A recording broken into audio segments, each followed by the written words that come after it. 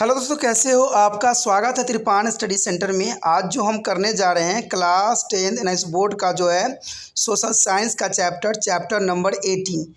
Chapter 18 जो है जिसमें आज हम करेंगे local governments and field of administration. अर्थात इसका मतलब यही हुआ कि स्थानीय शासन तथा क्षेत्रीय प्रशासन काफ़ी महत्वपूर्ण चैप्टर है हर एक क्लास के बच्चों के लिए, चाहे वो सीबीएसई बोर्ड के बच्चे हों, चाहे एनआईएस बोर्ड के बच्चे हों, चाहे बिहार बोर्ड के हों, चाहे यूपी बोर्ड के बच्चे हों। सभी बच्चों के लिए ये काफ़ी महत्वपूर्ण रहेगा। इवन कि जो बच्चे कंपटीशन की तैयारी कर रहे हैं उनके लिए भी ये काफ़ी महत्वपूर्ण रहने वाला है।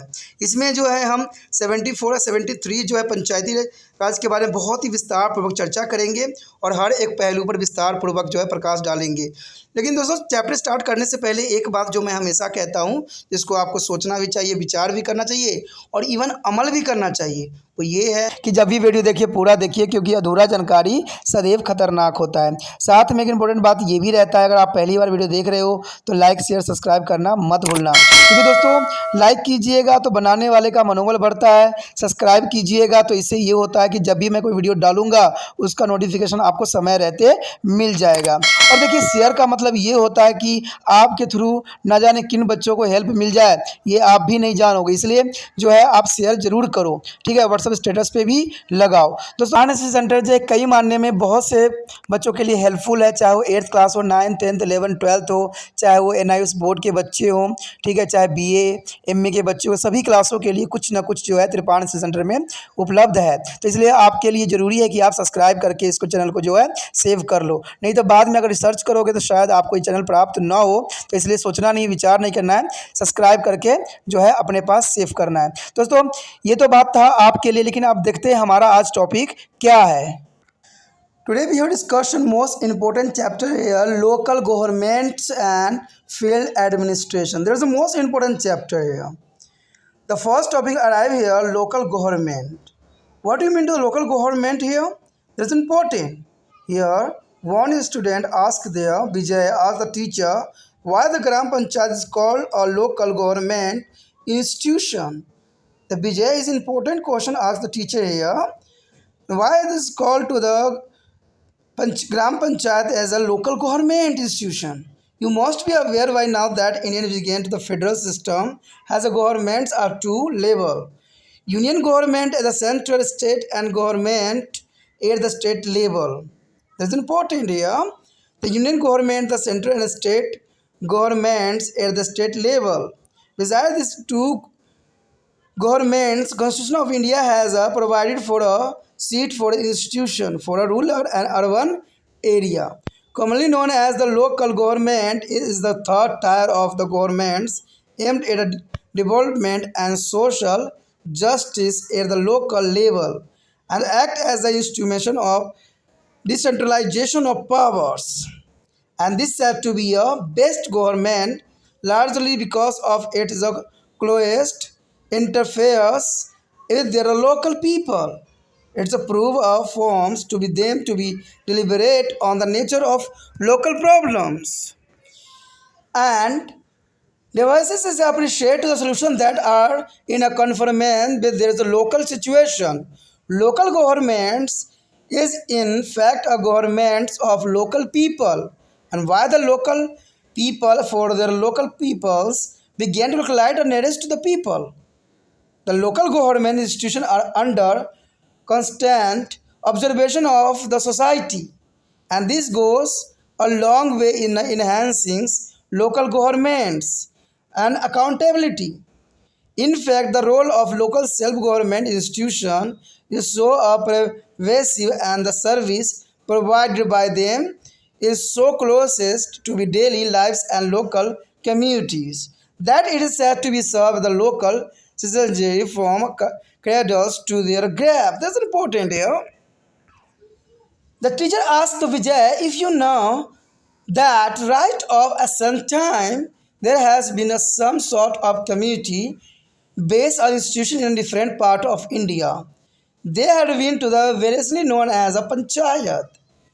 Biradaris or by some other name. Biradari is a some other name. The eldest, there is the eldest is the person or any other commonly accepted leader used to deal with the different problems of the members of the village or community.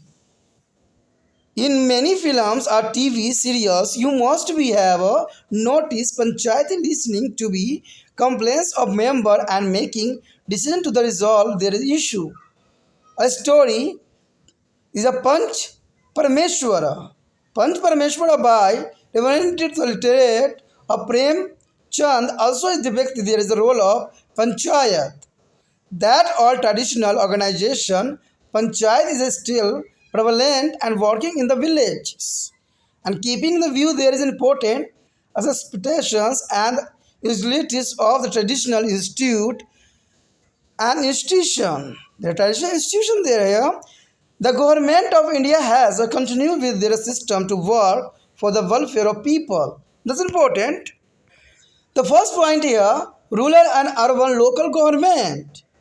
He further shared that it is not only in the village where local governments are working. In the cities also there are local bodies which are working for the welfare of the city's developers. That's important. And the only difference is that rural local bodies have a smaller area and a smaller population too took after, but is the local bodies of cities have a large area and population to took after. The local governments in India thus are the two types, one for the rural area and other for the urban area.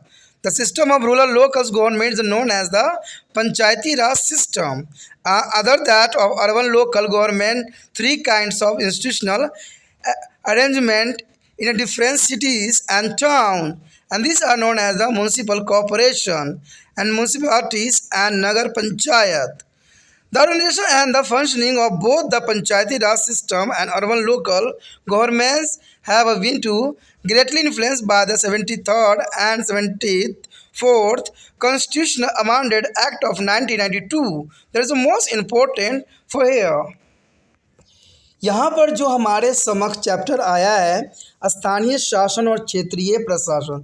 देखिए स्थानीय शासन और क्षेत्रीय प्रशासन बहुत ही महत्वपूर्ण chapter यहाँ पर है, जिसमें जो अब हम डिस्कस करने जा रहे हैं स्थानीय शासन, तो ये काफ़ी महत्वपूर्ण रहेगा। देखिए कहते हैं सरकार ऐसी होती है जो पूरे ही क्षेत्र को बनाए रखती है, और अगर किसी भी क्षेत्र में अगर प्रशासन न हो तो वो बिगड़ सी जाती है। यानी देखा जाए तो प्रशासन का बहुत ही महत्वपूर्ण स्थान होता है हर एक क्षेत्र में, लेकिन जब प्रशासन ही मुख मोड़ने लग जाए तो उस क्षेत्र का जो है समस्याओं का समाधान होना संभव नहीं है। तो ये तो तब होती है जब प्रशासन उस प्रकार की हो। लेकिन यहाँ पर जो हम बात करने जा रहे हैं स्थानीय शासन की, तो यहाँ पर एक जो है विद्यार्थी विजय ने अध्यापक से पूछा कि ग्राम पंचायत को स्थानीय शासन की संस्था क्यों कहा जाता है। यानी ग्राम पंचायत को स्थानीय शासन की संस्था क्यों कहा जाता है। क्वेश्चन बहुत ही इंटरेस्टिंग और बहुत ही काफ़ी महत्वपूर्ण था। पिछले अध्याय के अध्ययन के पश्चात अब तक आपको पता चल चुका होगा कि भारत में संघीय व्यवस्था होने के कारण केंद्र राज्य दो स्तर की सरकारें पाई जाती है। एक तो केंद्र का सरकार होता है और एक राज्य की सरकार होती है, और उन दो सरकारों को अतिरिक्त संविधान में ग्रामीण और शहरी क्षेत्रों के शासन के लिए जो संस्थाएं स्थापित की है उन्हें सामान्य रूप से स्थानीय शासन सरकार के नाम से जाना जाता है। अब देखिए सेंटर में जो सरकार होती है वो तो होती ही होती है। अब सेंटर के बाद राज्य में भी सरकार होती है, लेकिन पूरे राज्य की सरकार होती है। लेकिन अगर हर एक क्षेत्र है तो हर एक क्षेत्र की समस्या को देखने के लिए यहाँ पर जो है पंचायती राज की व्यवस्था की गई है। अगर शहरों में हम बात करें पंचायती राज के जगह पे जो होता है वहाँ पर आपने देखा होगा म्यूनसिपल कॉर्पोरेशन जो होती है कार्यरत होती है। तो ये काफ़ी महत्वपूर्ण बात रहता है यहाँ पर। यह शासन की तीसरी सतर कहलाती है जिसके उद्देश्य स्थानीय स्तर पर विकास और सामाजिक न्याय प्रदान करना होता है तथा सत्ता शक्ति के विकेंद्रीकरण के उपक्रम के रूप में कार्य भी करना होता है। स्थानीय शासन को सबसे अच्छा जो है शासन माना जाता है क्योंकि सरकार शासन के इस स्तर का जनता के मोटे तौर पर सीधा संपर्क रहता है। तो ये काफ़ी महत्वपूर्ण है क्योंकि अगर देखा जाए म्यूनसिपल कॉर्पोरेशन की बात करें अगर शहरों में तो देखिए वो जनता के काफ़ी नज़दीक होते हैं। वहाँ का जो काउंसलर होता है वो काफ़ी जनता के नज़दीक होता है और उन्हीं में से किसी एक को चुना भी जाता है। तो ये काफ़ी महत्वपूर्ण बात है, यहाँ पर आता है। यह स्थानीय लोगों को अपनी समस्याओं को व्यक्त करने, उन पर चर्चा करने तथा स्थानीय परिस्थितियों के अनुरूप स्वयं उनका समाधान ढूंढने के लिए एक मंच प्रदान करता है। इसलिए ये व्यवस्था करना बहुत ही काफ़ी महत्वपूर्ण है। किसी भी क्षेत्र की समस्या उन्हीं क्षेत्र के व्यक्ति ही जान सकती हैं। कोई सेंटर का सरकार नहीं जान सकता और न ही राज्य स्तर की सरकार जान सकता है। तभी ये प्रावधान भारत में किया गया है। स्थानीय शासन वास्तव में स्थानीय लोगों के द्वारा और स्थानीय लोगों के लिए शासन है। यानी ये काफ़ी महत्वपूर्ण बात रहता है कि स्थानीय शासन वास्तविकता में ये देखा गया है कि स्थानीय लोगों का होता है, स्थानीय लोगों के द्वारा होता है और स्थानीय लोगों के लिए शासन करता है। लोगों के बीच या उनके करीब होने के कारण स्थानीय शासन की संख्या संस्थाओं पर लगातार आम लोगों या स्थानीय समाज की नज़र बनी रहती है। तो ये भी काफ़ी महत्वपूर्ण बात यहाँ पर रहता है कि लोगों के बीच या उनके करीब होने के कारण स्थानीय शासन की संस्थाओं पर लगातार आम लोगों या स्थानीय समाज की नज़र रहती है। इसे स्थानीय सरकार शासन को उत्तरदायी बनाने में काफ़ी मदद भी मिलती है। स्थानीय शासन द्वारा लोगों के प्रदान की जाने वाली व्यापक और महत्वपूर्ण सेवाओं के कारण वास्तव में यह कहा जा सकता है कि स्थानीय शासन लोगों को पालने, जन्म से लेकर कब्र और मृत्यु तक सेवा प्रदान करती है। अध्यापक ने विजय से पूछा कि क्या वह जानता था कि भारत में प्राचीन काल से ही देश के विभिन्न भागों में समुदाय आधारित स्थानीय शासन का अस्तित्व रहा है। यानी ये काफ़ी महत्वपूर्ण बात रहता है कि भारत में देखा जाए तो प्राचीन काल से ही विभिन्न भागों में समुदाय आधारित स्थानीय शासन का अस्तित्व रहा है। आपने देखा होगा कि प्राचीन काल में जो है जनजाति लोग रहते थे, जंगलों में रहते थे, तो उनके एक सरदार होते थे जो पूरे ही समाज को कंट्रोल करते थे।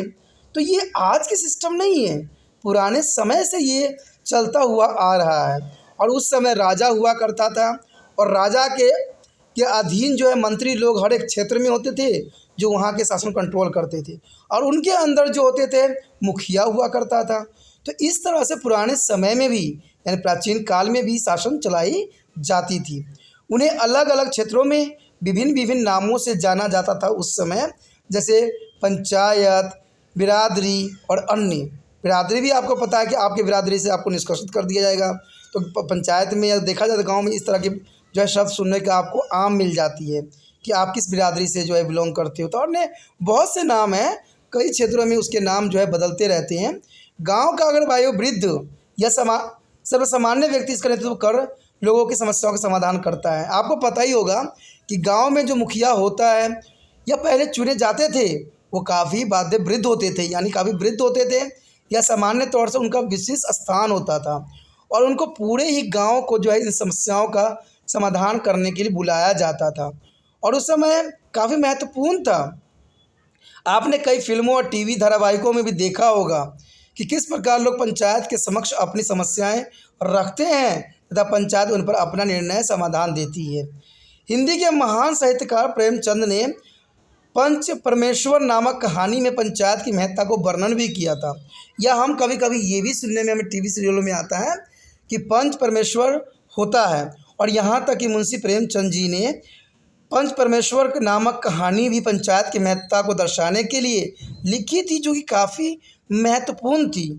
देखा जाए तो प्राचीन काल से चली आ रही यह पंचायत की व्यवस्था भारत के ग्रामीण क्षेत्र में आज भी विद्यमान है और कार्यरत है। क्योंकि कोई भी अगर आप गांव से बिलोंग करते तो वहाँ पर सुनिएगा कि वहाँ पर पंचायत होती है, ठीक है, और वहाँ पंच भी बैठाए जाते हैं जो जनरली समस्याओं का समाधान करते हैं। ग्रामीण स्थानीय शासन की इस परंपरागत संस्था के महत्व, स्वीकार्यता और उपयोगिता के कारण भारत सरकार ने इसे लोगों के कल्याण के लिए बनाए रखने का निर्णय भी किया है। यानी देखा जाए तो लोगों के कल्याण के लिए ये निर्णय लिया भी गया और बनाया भी बखूबी गया है। उसके पश्चात हमारे समक्ष आता है ग्रामीण और शहरी स्थानीय शासन। ग्रामीण और शहरी स्थानीय शासन। अध्यापक ने आगे बताया कि स्थानीय शासन की संस्थाएं केवल गांव से ही नहीं बल्कि वह शहरों में भी लोक कल्याण के लिए कार्यरत होती हैं।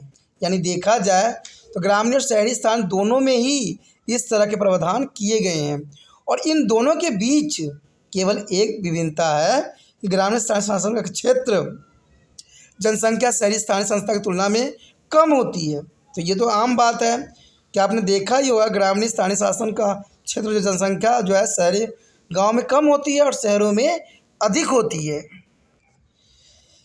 इस प्रकार हम कह सकते हैं कि भारत में स्थानीय शासन की संस्थाओं के दो प्रकार के होती हैं, एक ग्रामीण क्षेत्र के लिए और दूसरा शहरी क्षेत्र के लिए। ग्रामीण क्षेत्र में इसी पंचायत राज की व्यवस्था के नाम से जाना जाता है। अगर हम ग्रामीण क्षेत्र की बात करें तो इसे हम पंचायती राज व्यवस्था के नाम से जानते हैं तथा शहरों में शहरी स्थानीय शासन व्यवस्था के नाम से जानते हैं। जैसे शहरी स्थानीय शासन मुख्य 3 प्रकार के होते हैं, एक होते हैं नगर निगम, दूसरा होता है नगर पालिका और तीसरा होता है नगर पंचायत आदि।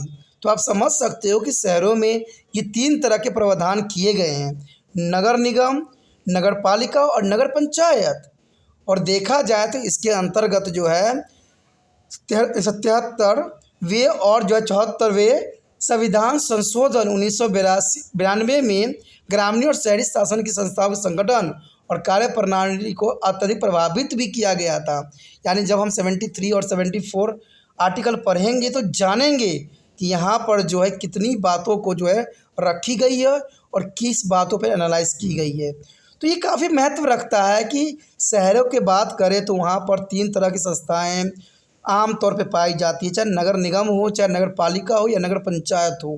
तो ये तीनों का बहुत काफ़ी महत्वपूर्ण होता है, लोगों की समस्याओं का देखना होता है और इसमें जो कार्यरत व्यक्ति होते हैं सभी के सभी उन्हीं क्षेत्रों से चुने जाते हैं। तो ये और भी महत्वपूर्ण बना देता है, तो ये ज़रूरी भी रखता है। तो इसी के साथ हमारा ये टॉपिक भी ख़त्म हो जाता है जो कि काफ़ी महत्वपूर्ण था। ठीक है, इसमें हम पंचायत राज के विषय में कुछ बातों पे जो है प्रकाश डाला है।